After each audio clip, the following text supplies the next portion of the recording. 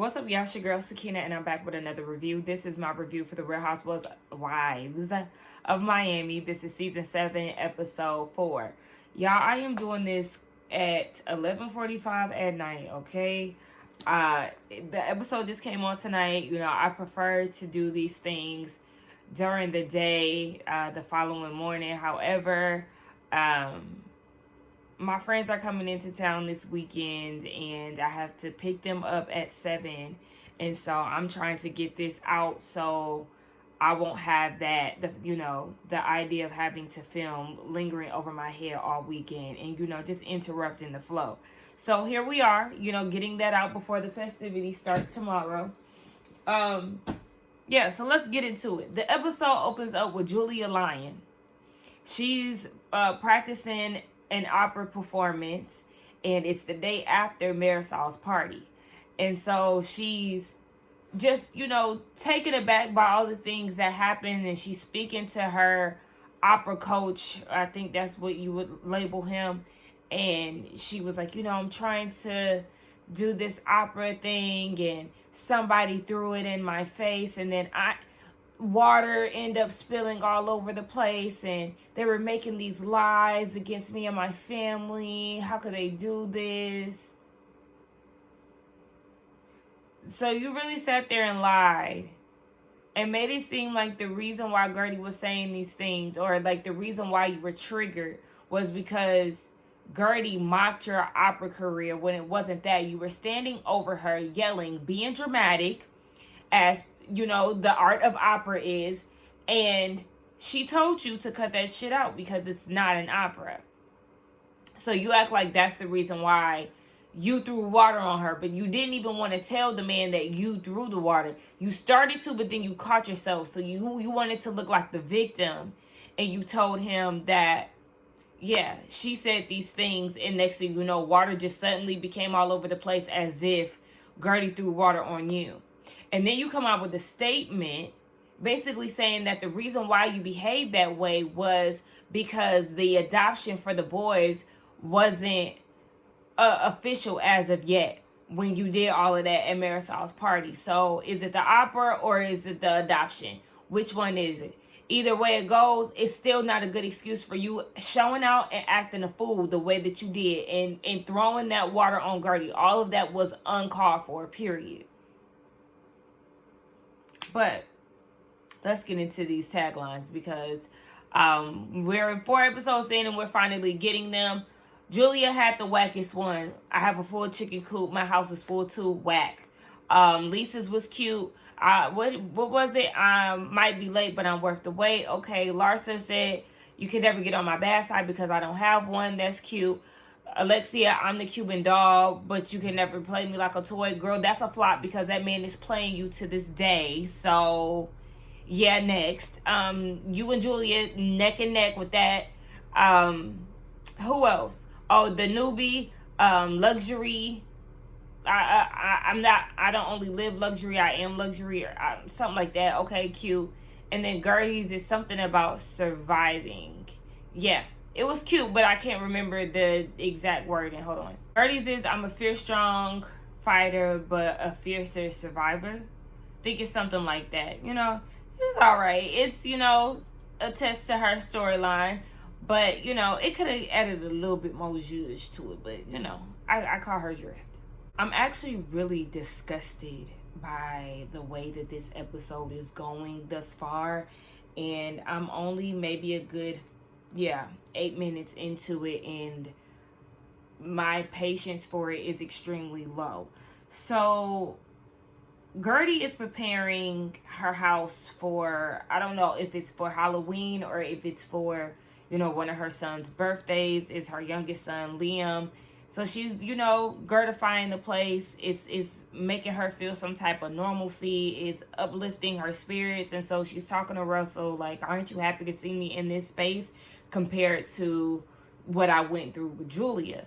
And Russell's thing is, this tall, big woman is hovering over you. Like, that image just doesn't sit well with him. And so we get this parallel scene where Martina and Julia are out shopping. And Julia's like, she has to make it up to Marisol for behaving the way that she did. And so we see her in a flashback with Marisol and Alexia after the party. It might have been like a day or so after the party. And she's basically saying that Gertie took her there. Like, she let Gertie get the best of her. Gertie tried to humiliate her. She decided to wage war. And I'm like, did we watch the same thing? Like, the delusions were crazy. And Marisol was like, yeah, she didn't like the, throwing of the glass situation. And so Martina is saying, well, because they talked about the whole facelift situation. Apparently, according to Julia, she went to Paris to go see her daughter. And while she went to go see her daughter, I guess she got a facelift. While Martina was in chemo, she was like, it was not a big deal for me. Like, she knew that she can handle it herself. But, and if she needed to be there, Julia would be. And let's not forget that a facelift is surgery within itself. So when Martina says things like, I know that you would be there for me if I needed you, actually not, because she too has to recover. A facelift does take time to heal. So she can't just hop on a flight if she just underwent surgery as well. And what if something went wrong in her procedure? It was very irresponsible for Julia to go and get a cosmetic surgery done during the time of her wife having chemo. Okay, if you're visiting your daughter, okay, that is what it is. However, again, you do have to give yourself time to heal before you can hop on a multiple hour flight. Absolutely not. It was irresponsible. It makes Julia look silly. And it's like, now is not the time for you to do that. So no matter how they tried to slice and dice this thing, she wasn't going to be able to be there for her wife immediately. And this is a surgery that could have waited. And that's Gertie's MO. What she said, this Gertie's MO, she likes to attack. Does she? Because your wife was the aggressor in this situation. And here you are making assumptions as if you were there. Your wife acted a fucking fool. She looked a fucking fool. She was a drunken mess. And she was disrespectful as fuck. And so Julia apparently apologized. She sent Gertie a text. Gertie did not respond back. And Gertie is speaking to Russell. We're back at her house. And she feels very violated and, basically embarrassed. She was humiliated in front of the ladies. Kind of like entertainment purposes. And it just put her back into like a high school state of mind. And she's crying about it. Rightfully so. And Russell is pissed because he's like, I'm mad that these women, nobody stuck up for you. And they already know that you're on the road to recovery. Like, you're recovering from cancer. What the fuck? Like, yes, the only person that stood up was Kiki. And Kiki was more so focused on trying to get Gertie to leave, but nobody was saying that. Nobody had this upset energy for Julia. Everybody was very chill, very, as if this wasn't a big deal. And that's why I have problems with that. So then you see Julia, this bitch goes and says that Gertie is low class. And she's not going to stoop down to her level. So she's going to invite her to the baby shower. And she said that as long as she's mature enough to control herself, and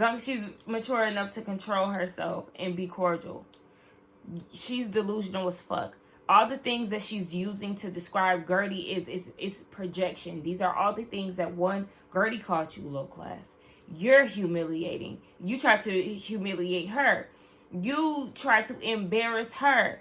Like, all these things that you're using to describe Gertie is actually fitting for you. You're not the victim whatsoever in this situation, and it's very baffling to watch.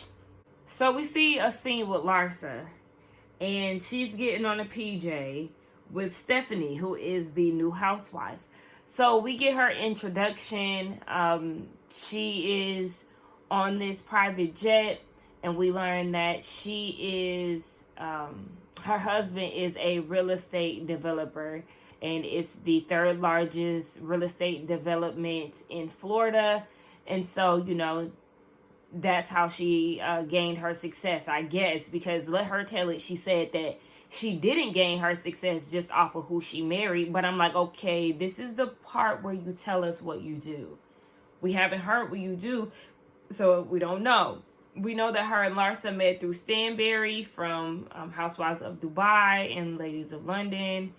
And she said initially she didn't want to meet Larsa, but, you know, they hit it off. Larsa's funny and all of that stuff. So they flew on the private jet to go pick up Stephanie's dogs who are in Orlando. And so as she's getting the dogs, Larsa gets a call from Marisol. And Marisol is like, look, Alexia is asking for an extension on a divorce. They want to, you know, take some more time with this whole thing. Marisol feel like she just needs some new dick to get over it, this man. But in the meantime, they need to lift her spirits up and go have some drinks. Baby, I mean, are y'all still drinking to lift her spirits up to this day? Because she's made up her mind. She's clearly still sticking around, despite the marriage. Not the marriage, the divorce. I'm sleepy. Larsa also filled Stephanie in on what happened at Marisol's party. And again, annoyed because she was like, well, Julia baptized Gertie. Like, water over her head. First of all, that's not what happened. And then you're saying things like baptize as if this is some type of joke. Again, I said that they were not mad enough because they don't care. They don't care. Look at how trivial she made it seem like it was just like, oh, yeah, she got baptized. The whole time Julia was in the wrong and was acting a fool. And again, if that was Gertie, it would be a whole nother story. Trust me. Marisol and Alexia goes over to Lisa's house. And Alexia came later, but Marisol's like, look, my party, it was just a lot going on. I'll have to fill you in later. As far as Alexia and Todd, like, this is starting to become emotionally draining for her. It's a lot. So Alexia gets there and they tell her about what Larsa said about Jody and what she experienced with him in Milan. How he was yelling at Larsa saying that her and Lisa don't need to be friends and all of that. And how they said his eyes were really big and bulgy. Now, online, Lisa did come out and show various pictures of Jody that night, and that was pretty much just a one-off photo. It wasn't, his eyes didn't look like that in every picture. So Lisa is just very annoyed by this. She's like, look, Jody doesn't even raise his voice. She's lying. We get a parallel scene with Larsa on the phone with the brand ambassador for the brand that they walked in, the fashion show that they walked in. I already said that he was kind of messy to me anyway, but he was on FaceTime with Larsa. They're recapping Jody and his reaction and behavior. And he, too, mentioned that Jody's eyes were bulging and how he was going in on Larsa. I know Larsa likes to lie. That brand ambassador seems shady. I don't know. And I honestly don't even really care for real. But Lisa took it upon herself to because she caught wind of all that Larsa was saying, she sent Larsa a text and was like, this is what I'm dealing with. And it was her dad in the casket. Girl, she know what you going through. She know what you going through. I feel like sending that picture, that was extra, okay? Girl, she know. And if she don't want to acknowledge that, just take a mental note and keep it moving. But sending his picture was wild. Kiki's dad comes into town. I will say that her dad looks very young. At first, I didn't I was trying to, figure the scene out or whatever. And then I'm looking and I'm like, wow, he looks very youthful. He's visiting from Haiti. She wants to get him to, be in the States. He don't want to leave because of, him having a girlfriend. And then what am I trying to say, y'all? I'm so sleepy. He lets Kiki know that she has a 3-year-old brother. I said, what in the Dr. Nicole storyline is this? So she has a 3-year-old brother. And she was like, well, I don't want any more kids. He said, I'll make enough for you. So he wanted to keep having kids. So how old are you? You got 7 already. So, mind you, her daughter is in the car. Such a cutie. Again, remember she was very adamant about having chocolate ice cream last week. This week she's very sure on wanting to get on a plane to go dance. So, they talk about Kiki's son and how her dad doesn't have a relationship with him. And so he was like, well, what he say? Oh, he was like, yeah, he wanted to see what he's up to. We know he's in college and all of that stuff. And so she just really, that's her focus pretty much, is for him to build a relationship with her son. Just the fact that they haven't spoken in 10 years, that is a lot. Like, are you now trying to talk to her because she's on TV? I don't know. I just feel like that's a natural question to ask because, 10 years, why haven't you reached out beforehand? Larsa Mara saw Julia and Stephanie. They meet up. Now, Stephanie comes in late, but before she gets there, Larsa tells the ladies that Stephanie doesn't like kids, right? And when she learns that, did y'all see the look on Julia's face? It was like as if she was going to have some type of issue with her. But Stephanie gets there, and they're all talking. It looked like she took a while to acknowledge Julia, and so Julia was like, I'm so excited to meet you, or whatever. And, I mean, the way that Julia then sat here and lied and acted a fool, you could definitely ignore her because she won't be here next season.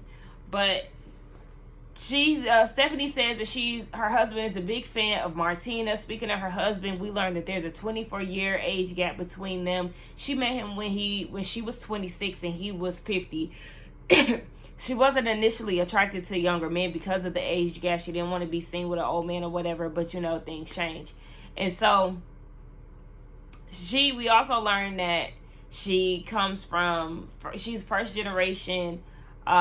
She's from Colombia, but she was born in Miami, and she used to be on the farm and all of this stuff. So she knew at a young age that she was going to be really rich, but she did come from, pretty humble beginnings, being on the farm and things like that. So she has layers to her.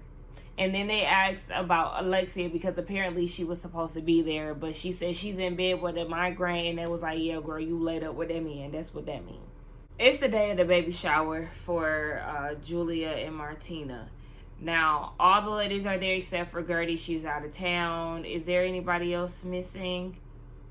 I don't believe so. So, yeah, I don't think Gertie wasn't going to come anyway. Like, let's be so serious. But outside of that, all the ladies are there. And Alexia is talking about how she's just so stressed out with this thing with her and Todd. And she tells Adriana, like, you didn't make it no better, with your contributions last season. She says she's not blaming her for where her and Todd are, but, she definitely had her input. Okay, you be having your input on stuff too, other people's situations, but you're choosing to stay with this man, again, who embarrassed you and literally took off in the middle of the night. Well, actually took off in the day, broad daylight. But Stephanie says to Alexia, I don't want to overstep, but when God takes out the trash, you don't go back and dumpster dive, okay? Just let it be what it is. I said, Alexia ain't gonna like that. And she didn't like that. She felt like it was, she don't know her. So how you gonna say that about my husband? I mean, I definitely agree because she doesn't know you. However, she wasn't wrong. She wasn't lying. So, yeah, because what she say? I have to get to that point or something. Alexia said, yeah, girl, and you still ain't got there a year later. Anywho, I don't know why my bonnet is just so all over my head. I gotta tie it down. Yeah, I got my ponytail bacon, I got a ponytail under here, and then I got like another layer under that scarf. But anywho, yes. So Adriana also said that Julia made a request to have Stephanie sit next to her at the baby shower.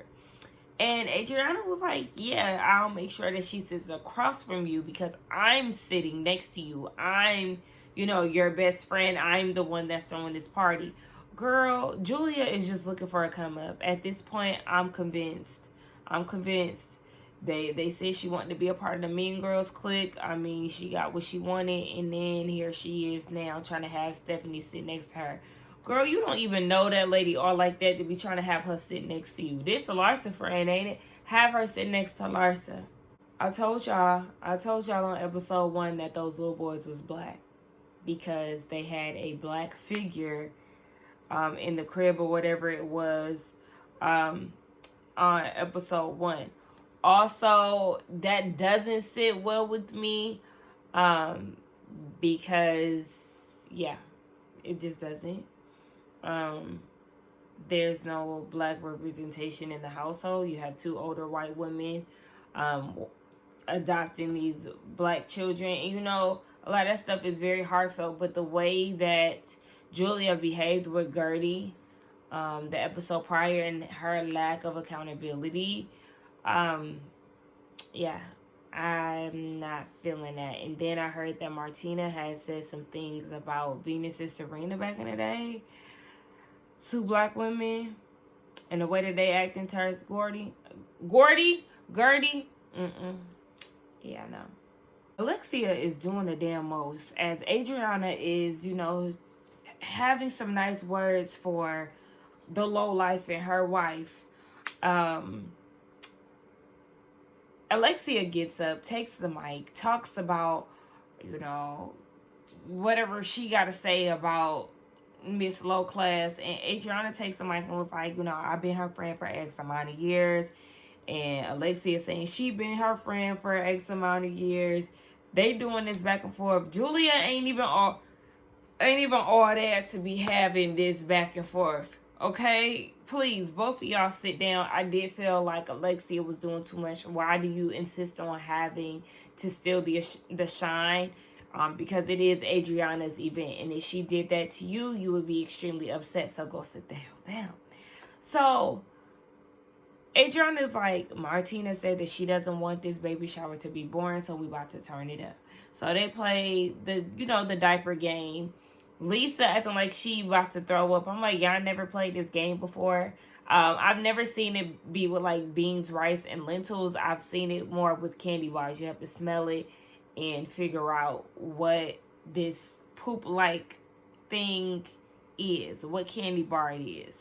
So, like, seeing them eat it and stuff, I never seen anybody eat it at baby showers, but yeah, I don't know. A lot of them act like they never been to one before. So then they play this truth or dare game, and I'm like, this not baby related. But okay, they asked about the dream threesome. And Julia says that she picked Stephanie. Again, it's just like, it sounds like y'all just doing whatever to get on her good side.